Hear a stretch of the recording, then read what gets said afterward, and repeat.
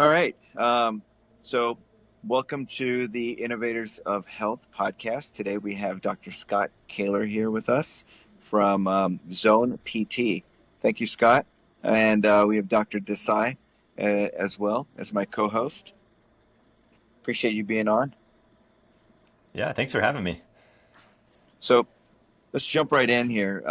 Before you know we end here today, what we'd like listeners to learn is one, how you got into this, and secondly, is how the exciting innovations that you're seeing inside physical therapy, what you're doing with patients, and what kind of results they're getting. So, um, why physical therapy? Yeah, I love problem solving and I love people. And so for me, this is an awesome profession where I get the opportunity to meet people where they are. And most of the time, they're not able to perform at the level at which they would like to. And so then I get to enter into their story and come alongside them and come up with a plan that's specific to what they want to get back to. And we work together to get to that finish line. And so for me, it's fun to be able to hang out with people and hear what they want to do and be able to come alongside them with some cool tools like the red light and some of the other things that we have. And so I just wanted to create a space here at Zone where we could utilize all of the latest tech that we could help our patients out. And that's really where Zone came from, was we just wanted to get out of the grind of the big health systems and be able to Mm-hmm. do it our way. That's interesting. This is you're one of the first physical therapists that I've come across that thinks this way. What was the thought process? What was the inspiration that got you to see that, traditional versus what you're doing right now? What was the aha moment? Some of it starts with my background in sports medicine. So I used to work in the collegiate and professional sport setting. And, with those athletes, it's pretty predictable how fast they're going to get back most of the time. And really, what that came down to that I realized was I was getting to spend 5 to 7 days a week with each of those athletes. And we had all of the latest technology at our fingertips to be able to work with them. And so when I left that setting and went into traditional healthcare, PTs are pretty well known for using modalities. I think, unfortunately, sometimes we use them indiscriminately and maybe don't use the most up to date technology. And there's various reasons for that. And so I just always had in the back of my mind, I know there's a better way to do things.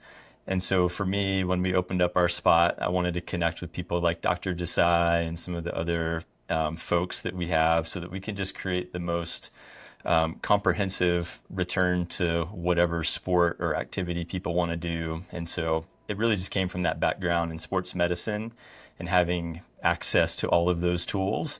And then some of the roadblocks that come along when you work in big corporate America that maybe that's not as big of a priority. And so when I opened up my spot, I wanted to make sure that that wasn't the limiting factor for people getting better. Scott, it's Rahul here. I just wanted to go a little bit deeper on that as far as, how you started the practice and how you're approaching, uh, patient care. A lot of we're at different parts. We're bi-coastal, right? You're on the other Yep. side of the country from where I'm at. What is your experience with like the larger healthcare systems? Like what we're seeing here is really, the smaller mom and pop uh, physical therapy shops are all getting closed up. I mean, they're getting purchased by these national conglomerates. Um, we saw that the care level was definitely changing. Like they're Hmm. getting the physical therapy assistants. They're having shorter appointment times, uh, and you know the larger orthopedic groups, especially in musculoskeletal sports injury care, those types of things. They're coming into the fray and hiring their own therapists. Uh, how do you stay independent? Um, I know I have colleagues here, and it's a challenge. And I just wanted to, one, applaud you for doing that as an entrepreneur, but also as a humanist that wants to take care of patients the right way. How do you do that? And so just kind of speak to those challenges because I think it's Sure. important for our audience to know. It's important for your patients to know like how hard you're working to maintain that because I think it's Yeah. commendable. Yeah, I appreciate that. It is a challenge, and in our area, we have some of the major healthcare systems that are hospital based, and we have some of the largest national PT chains that are here, and so it's a constant battle. But I think what I tell my team all the time that separates us is as long as we're taking great care of the patient, we're always going to win. And so for us, one thing that we're never going to sacrifice on is that we do one-on-one care with our patients. Currently, our model is we see them for an hour. And so when the patient comes in, they're getting to work with their physical therapist for that entire time. And the nice thing with that is we can troubleshoot in real time. And so, if we have an expectation of what our patients are going to look like after we see them from visit to visit, but we know that we live in a real world and it never goes as smoothly as we think that it will.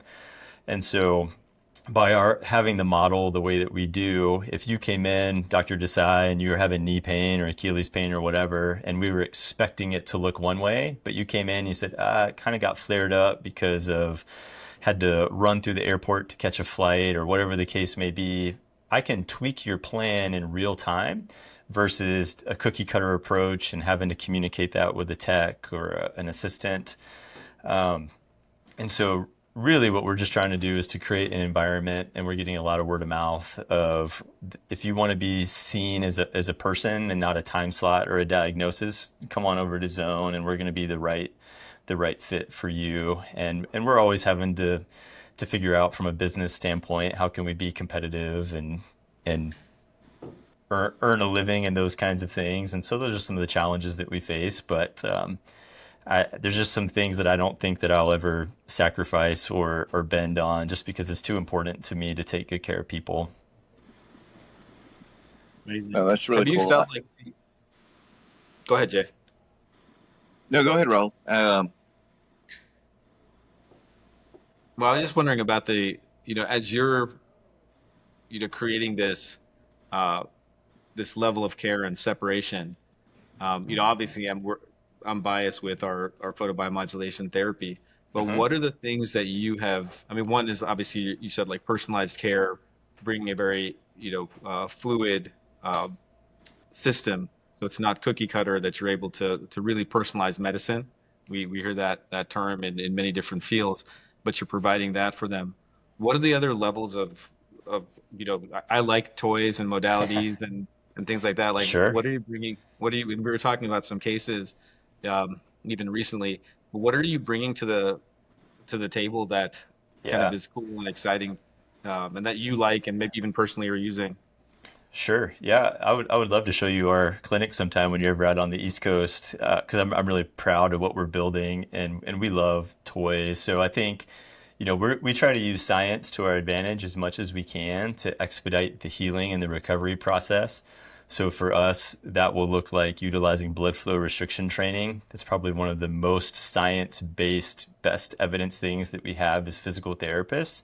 And I often joke with my patients, it's a cheat code to get a muscle and tendon or just that whole musculoskeletal unit to be able to tolerate load faster so we can get to that next level. Because if someone has an ache or a pain, it's really hard to load tissue to get to where we want to go from a performance standpoint.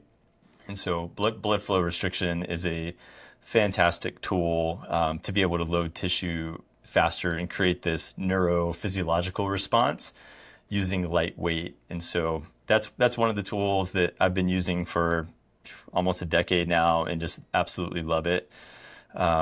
We have a For those class. that for those Yeah, of us that might not know what that Oh, I'm is, can sorry. yeah. you Thanks. I was Yep. going to ask the same question. For yeah, so go I Sorry. ahead. know Yeah. Pull me out of the rabbit holes because I just get dorky real fast. No, Um, we love it. So that's a tool that we utilize. It's very safe. We screen all of our patients to make sure that they don't have a history of blood clots, strokes, those things. But it's utilizing essentially like a blood pressure cuff, but it's made for strength training. And we can hook it up to either both arms or both legs or just the one that we want to work. And what it does is it slows down some of the venous return. So we're not creating a tourniquet. So blood is still getting to the tissues. But as we create that slowing down of venous return, it essentially tricks your brain into thinking that you're working way harder or heavier than the actual apparatus that you're using is. And when that happens, you start to release some growth hormones and a whole bunch of other neuro factors that help muscles to grow. So it's a great tool for recovery. And so usually we're training at about 30% of what someone's max would be. So it's significantly lower loads, but we're getting this similar type response with muscle growth and muscle strength. And so from that standpoint, it's great. Personally, I use it all the time. I'm an endurance athlete. And so for myself, I do like long course triathlons like Ironman and stuff like that. And so I will actually use the straps 3 days a week as part of my cardio routine. And so I'll use a stationary bike for 20 minutes at a low intensity, just a nice steady state. And there's some neat studies that show using it in that fashion can help with our cardiovascular aspects, like can boost our VO2 max, can be helpful for some of our elderly patients that maybe can't operate at too high of an intensity yet. We can have them walk safely with the cuffs at a low intensity and boost some more performance metrics that maybe they couldn't push themselves to. So there's a lot of cool things with the blood flow restriction. When you're doing that, do you get like a huge pump out of it? Because I know with weight training, I haven't done it with like cardio, but if you do it with It's weight training, it's like it's you just done gnarly. an hour of squats like after like 5 minutes. It's pretty crazy. Yeah. Uh, So my wife teases me when I do it because like the first 10 minutes are pretty easy, but then you're huffing and puffing from like 10 to 15, but from 15 to 20, I'm like huffing and puffing and just going like, why do I do this to myself? And she's like, I don't know why you do that. She can like hear me from the room next door. And when you're done, you definitely will feel like you got a big muscle pump. So like my calves will feel like actually a little bit taut to the touch, which is all safe and normal. So it's just a way to kind of top off my performance if I'm not actually dealing with an injury. yeah. The first time I saw that was years ago, and they had an Olympic athlete that had made the Olympic team. It was a ski jumper, Hmm. and their physical therapist was that it was this kind of cross. It was an equine and human performance conference, so half horse, half human, and they had an Olympic physical therapist, and he had an athlete ski jumper that made the team, and then the week later, after they made the team for the Olympics, crashed and broke their leg and wasn't going to make it in time. So they had this, turbocharged regimen. They hadn't had a lot of experience with BFRT at that time, or blood flow restriction training, and it was interesting that even applying the cuffs to the other limbs, Yep. right, created this systemic response of increased, and the kind of it parlays into systemic response with even red light therapy, was creating this systemic response That's with right. hormones and IGF-1 and growth hormone that everything healed faster. So they accelerated the healing time so much Yep. that they were able to make the Olympic the games, and they did Yeah. well. I don't know if they medaled or not, but pretty fascinating story. Yeah, thank you for reminding me on that because of that systemic response, it's also helping to heal tissue. And we also get this analgesic or pain relieving effect with it. So even though it's not the most comfortable treatment while you're doing it, afterward, almost everyone goes, oh man, I felt better for a prolonged period. So yeah, that's great. I didn't know that part of it. Very cool. So what's So there's a systemic analgesic benefit as well. Yep. So that's all anecdotal. I haven't read a whole, I mean, we learned about that in the class that I went through, but yeah, that's what I've noticed with our patients. That's really cool. so I know you're using some other stuff that provides some of those systemic and analgesic benefits, red light therapy. So, um, what made you think about what made you want to adopt PBM into your practice, and how are you using it? Yep. So we've been using a class 4 laser, which is a more focused version of that. for the last 2-ish years in the clinic. And again, that goes back to my professional baseball days where we had access to that. And just our athletes, we were able to manage pain and inflammation so much faster that we could move on to the fun stuff. And so when we launched our clinic and wanted to make the jump into evidence-based tools that we could use in our office, class 4 laser was high on my list. And so for us, what that would look like is, hey, your knee, back is hurting. Let's see you this many days for a traditional PT session where we're going to progress your exercises and do some hands-on treatment. But then let's have you come in 3 or 4 times this week just so we can do the laser, even if it's only for 3 to 5 minutes, so we can try to expedite this pain process so that we can then move into the stuff that you want to do. And so that's great. And goes to one of your business questions, Dr. Desai, of like, there's only so much of my time to go around to be able to utilize a laser on patients every day. And I don't utilize aides or techs to administer those treatments. So one of my buddies that had already been working with Dr. Desai introduced us, and he was telling me about all these benefits that he was getting in his patients who have TMJ. He's a local dentist in town. And so I said, hey, connect me with Dr. Desai. I want to figure out how I can help get this technology in my patients' hands when they're at home.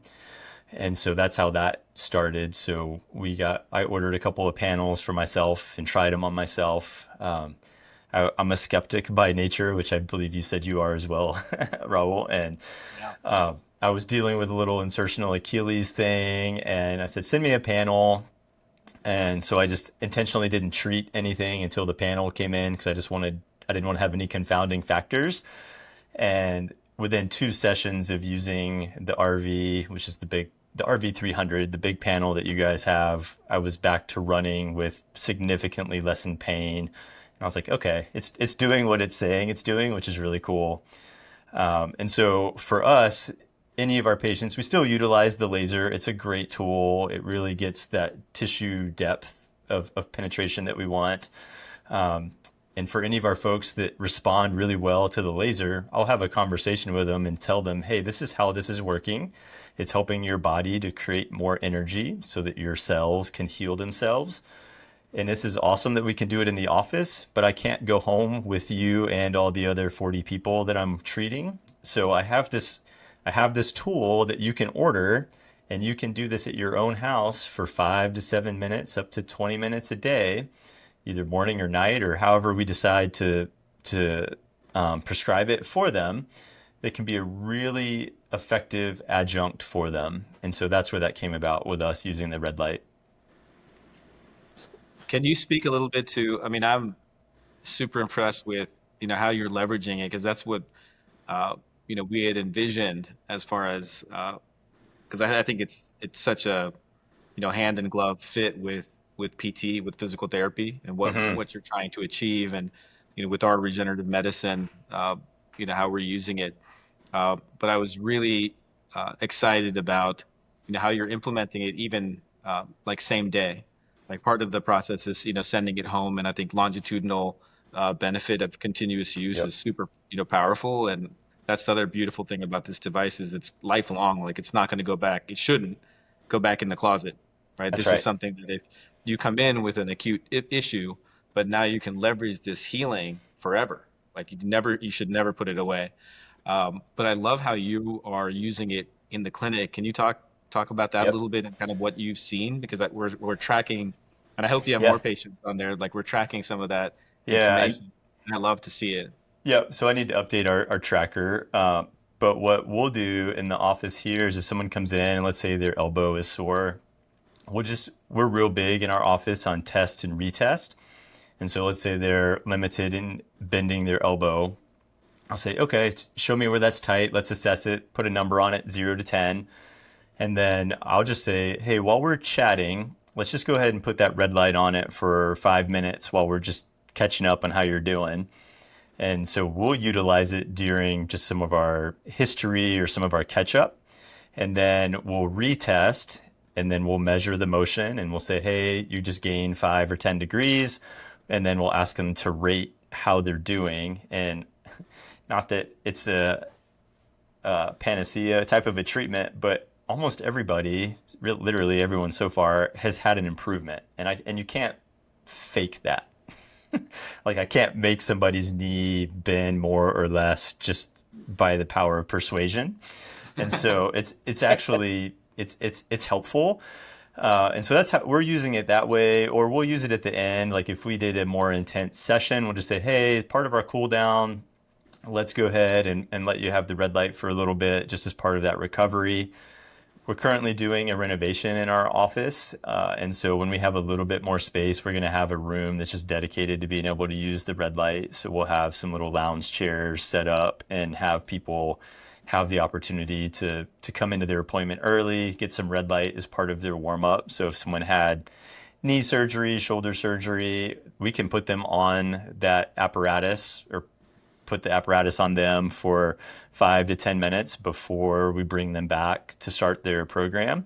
So their tissues are more just in a ready state to be able to move better. So that's a couple of the ways that we're using it. And we want our patients to feel it. If they can feel it and they feel better, they're more likely to use it at their house. Yeah. Can you talk about some of the any case studies that stand out that you've seen with patients? Are there some conditions, things that have surprised you, um, with it? Love for people to hear what results you've been able to experience for your patients. Yeah, so my own personal case was my Achilles was bugging me, and within just a couple of sessions, the pain was already so much better that I could resume my running program. So anytime I can tell somebody how it's worked on me, then I'm way more confident in how it's working. Yeah. But we see athletes of all levels. We have a young man that plays college baseball at a high level in the SEC, and he recently had to have Tommy John surgery. And he purchased a panel for home, and it's really allowed us to be able to expedite his recovery in between sessions. So the soreness has gotten significantly better. He had to have an ulnar nerve transposition, and he was just having some nervy symptoms that weren't resolving in the normal or typical pattern. Nothing concerning, but it was just frustrating because it slowed down what we were able to do because we didn't want to tick off his nerve. But once we got the laser going in the office and the red light going at home, it really kicked us into overdrive. So that would be a great example from an athletics perspective and a kid that's trying to get back and compete for a starting spot. We have professional triathletes and age group world champion level triathletes that have had hamstring strains, back pain, those kinds of things. And when we implement the red light with them, they've been able to then go out and have their training session at the intensity that they were hoping to have it. So on the athletic side, that's part of it. But we also have some folks that, they're just people like me that they just want to be active and get around and do life. And so we've had a few patients with a total knee or total hip, and we've been able to use the red light with them as part of their recovery process. And it just allows them to not feel as stiff when they're doing their exercises, or when they get up to go to the grocery store and walk around, they're just not as stiff. So it's really kind of the whole gamut is seeing some really cool results. This just popped in my head. Dr. Josiah, I had a guy, I was thinking about you, where you were telling me that you had injured your finger at one point and you were just kind of having to intermittently treat while you were at the clinic. Sorry if that's a HIPAA violation, but It's okay. I have a rock climber, and I'm seeing him for a totally unrelated issue. And he was just describing some hand stuff to me, and he was just struggling to bend his fingers, which is really a problem if you're a rock climber. And so I said, hey man, check this tool out. And I said, just while we're talking, put your hands underneath it. Let's measure how well you can bend before and after. And he basically described it as like very similar to if he'd used like a paraffin bath or after he had warmed up to restore some of that motion. And we did that in 5 minutes. Wow. Have you noticed, or have you implemented kind of the targeted versus systemic uh, dosing with your patients? So, admittedly, way more on the targeted side. I have given the sleep protocol to patients, that 30 to 90 minutes ambient in the room. And there's a few that have been using it, but I haven't followed up with them to see how it's going yet. Okay. I've been doing it at my house, and I've only done it a few nights, so I haven't noticed like a huge change on that front yet. But I know speaking with Dr. Covington, who's that local provider in town, just some of the benefits that he's seen with his folks with the sleep side has been a big deal. But that's a side that I need to explore more. So I'd love to hear from you what I should be doing on that front. Yeah, I mean, just some of the things that we've seen and the studies that are demonstrating is that, like you're talking about performance, and we talked about this is going to be a lifelong therapy. So someone comes in, they're injured, you're going to say the elbow, like you're going to dose that elbow with this medicine until it's healed, right? And you're going to leverage it however you can. But there's also, you know, the photonic energy, that red and near infrared light energy is going to help stimulate any cell that it interacts with. And so using it on the abdomen, the chest, large Mm. surface areas, you're going to stimulate anti-inflammatory benefits, increased blood flow. There's more stem cells, that are entering the circulation. And that's going to kind of you transition into the kind of this wellness and performance, approach. And so when you're speaking to the triathletes, or, there's a lot of benefits to preconditioning. So like your next workout, either before or after, to say that you do a heavy like leg day, or you do, a back day, and that area usually, delayed onset muscle soreness, a couple of days later, you're going to feel it. There's a dramatic improvement.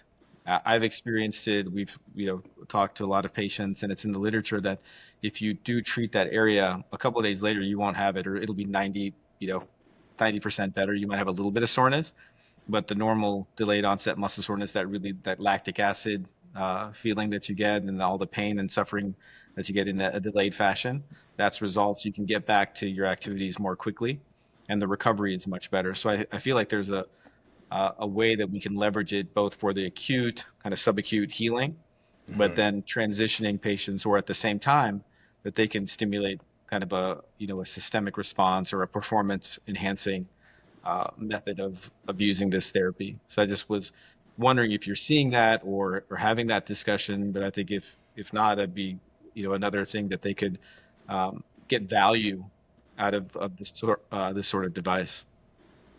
Yeah, no, I love that. Hearing you speak, it's it's obvious that you're a thought leader in your own domain, um, especially as it pertains to physical therapy. Um, what do you say to other physical therapists, that are also in maybe thinking about other modalities to offer their patients, and how would you encourage them to think about um, using something like red light, you know, for their patients the way you have, what anything that you can speak to them up to encourage them? Yeah, I would just say look at the literature and be open-minded. So the pendulum I think has swung quite a bit in our profession, where probably 30 years ago PT was, hey, here's your ice, here's your stem, here's your ultrasound, like you name it. We did all of the the modalities, and then research starts to maybe debunk some of them, or I would even just say they're not the best run studies. If you throw a whole bunch of people into one study, and you're Hmm. going to get mixed outcomes. So now schools are starting to kind of not promote modalities as much. They introduce you to them, but then they talk about how the benefit is not all that great. So now you have a whole generation of PTs coming out. They go, I don't know. I don't think we need those things. We just need a really good exercise program, maybe some good manual therapy. And it's really got to be somewhere right in the middle. And so for anyone that's not utilizing these tools, I think they're leaving some recovery and some benefit on the table for their patients. Hmm. And if the end goal is the most efficient and the best outcome, then utilizing something like a red light it's a no-brainer for us at our clinic, because if we've seen the results and we know how much better it is. That goes back to our time of using the red light, or sorry, not the red light, the class 4 laser, and now using the Red Vive panels. And so for us, we feel like if you're not using it, then you're really missing a piece to the equation that would really help get your patient over the hump. That's great. No, that's really helpful because there's we're just scratching the surface, and I hear Rahul talk about it, you know, um, just how you've been trained, Rahul, in medical school, and you've been, sort of trained with a certain point of view on medicine, and now that at, when you started to get into regenerative medicine and open your eyes to a whole holistic sort of methods of healing, um, there were things that became more obvious to you that were not true before. And I'm curious what the parallels are between Rahul, what you saw, and then what, you know, Scott, you've seen in physical therapy. What are some of those um, past trainings that are myths, really, or that can be debunked, so to speak? Well, I think to what Scott was speaking about, the you come out with training, which is your foundation, Hmm. but if you're not open-minded, if you think that's gospel and there's nothing else, then it can be really limiting. And it's things change. The medicines that we learned about when I was in medical school, some of them they're not used at all, and then some of the things that we learned are completely wrong. And so it had been proven to be wrong now. And so I think that there has to be some like healthy skepticism of what we learn, with an openness to new things and changes, um, that are that are obvious. And I think that's probably the biggest thing, is really maintaining an open-mindedness. And I think that there is a either the pendulum has swung or people have opened their eyes, because the the body can heal. And I think with allopathic medicine, we so much rely upon drugs and external fixes, other devices, joint replacements, other things that have to, we're broken and we're broken. You got to get fixed by some other, device or robotic arm or something that, it's not that. And we forget that there is an innate ability to heal, and that takes effort. It takes time. It's not the easiest thing in the world. And the healthier that you are, the better it's going to work. And that's where I feel like there's a lot of, um, you know, thought we even spoke to a dentist today that was talking about that. Jay, it's like, we focus so much on the modality, we focus so much on the medicine, like what drug or how much PRP, or in regenerative medicine, like what's the concentration of PRP? How many billion platelets do you need? How many? And what we forget about is, like, is the patient healthy? Like, what is their like foundation? Like, are they getting enough sleep? Do they have this horrific stressor at home that's limiting their their mental capacity to heal? There's all those things that are so important, that might trump anything else that we're doing as far as the medicine. And that's why, like, having a team, kind of a holistic approach, is about a team. Like, that's why when we had our best outcomes, guess who we had on our team was like an amazing physical therapist, like Dr. Kaylor, right? That was like, we're creating this environment, for that patient. So I think it's that open-mindedness, realizing that you're treating a human being, and you have to take care of them from so many different sides. Yeah, I love that. I think one thing from PT school, so I don't just sound like I'm raining on it or whatever, but I, it is a great way to develop a line of thinking, but it has to expand past there. And so exactly like what Dr. Desai is saying, like if I only did what I learned 20 years ago, then I'm doing a disservice to my patients. But similarly, I feel like one of the areas that as PTs that I'm trying to promote when I get students or I get the opportunity to go and speak to a physical therapy school is that I know I can't treat my patients on an island. And so for me, it's really important that I do a great job of hearing what their needs and wants are, what's their health status, like Dr. Desai is talking about. So I need to figure out Are they sleeping well? Are they eating well? Is their mental health in a good spot? All of the things. What does their exercise routine look like? And then I can help them get on the right path and potentially need to get them in front of a different or at least another provider. And so I know as PTs, we can't do it all on our own. And so I need people on my team to, like a Dr. Desai, where I can send them a question or I can refer for the image when I need the image, or I can send someone to a sleep specialist like a Dr. Covington to get that in Hmm. place.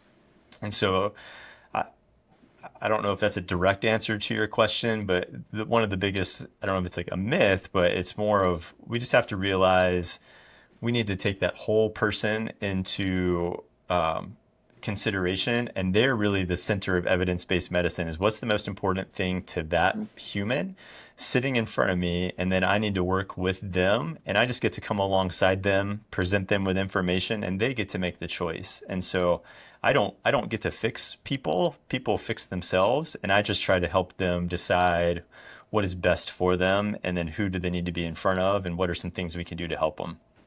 That's great. You know, on that note, any last words? Because I think that was a great message for anybody listening. You know, Yeah, I just think if you have an acre of pain, I would encourage you to find a provider that views you as a person. Mhm. They don't call you by a diagnosis or a time slot. Like we always say, our patients are not allowed to say they're broken or have a bad whatever body part. There's opportunities to address some inefficiencies or to get better, but we don't let people label whatever they have as bad. Like I don't have a bad Achilles, I have a recovering Achilles. When my patients come in, I don't ask my receptionist if my 3 o'clock is here. I say, "Hey, is Raul here yet?" and I think that goes a really long way in how we take care of our patients here at Zone. And so for anyone that's just like looking for a healthcare provider and they're just kind of tired of the mill, tired of the system and the bureaucracy, that's where I think we fit into the equation for them, is to be able to take care of them for and give them what they need. oh, that's beautiful. Well, Well, Dr. Scott Kaylor, everyone, thank you so much for being on with us today. Um, really appreciate you for what you do with your patients, for what you're doing, for humanity, how you're continuing, with your outlook on treating people, and love to keep hearing about, the different ways that you're innovating with your own practices. So thank you so much.